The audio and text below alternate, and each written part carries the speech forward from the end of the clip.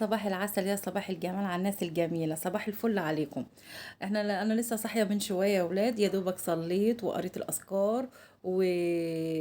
وقريت القرآن، الجزء بتاعي قريته والحمد لله. ودلوقتي عملت الفطار. عملت فطار ايه يا ولاد؟ تخيلوا كده عملت ايه. كان عندي فيه فلافل طعمية في التلاجة. طلعت الطعمية، ما هي معمولة جاهزة، ورحت سخنتها في الطاسة وعليها شوية سمنة بلدي.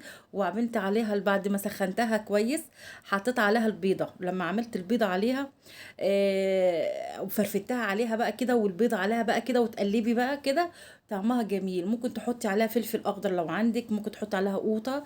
فحلوة قوي، عجبتني، فانا قلت لازم اقول لكم عليها. شوفوا معايا بقى حلاوته حلاوته حلاوته حلاوته حلاوته. حلاوته يا جماله، بصوا بقى. وبعد كده حطيته بقى جوه السندوتش بقى كده، جوه الرغيف العيش ده، رغيف العيش. هي وكله دخل لجوه يا ولاد، كله دخل لورا. آه تحطي كده جميل قوي. وبعد كده تحطيه في نفس الطاسه، الرغيف تحطيه في نفس الطاسه، تسخنيه تحمصيه بقى. بص انا حمصته جميل جميل جميل في نفس الطاسه. وبعد كده تحطيه بقى كده، وياخد بقى ريحه البيض اللي فيه، والسمنه اللي فيها في الطاسه، نفس الطاسه. وجميل وجميل. وقلت بقى مشبع جدا وخطير خطير، عجبني، وقلت لازم اقول لكم الفكره دي. وبالهنا والشفا، وتفضلوا معايا يا ولاد، افطروا معايا. امم خطير. والعيش لما تحمصيه في نفس الطاسه، فيها البيض وفيها السمنه، بيبقى طعمه جميل وطعمه حلو.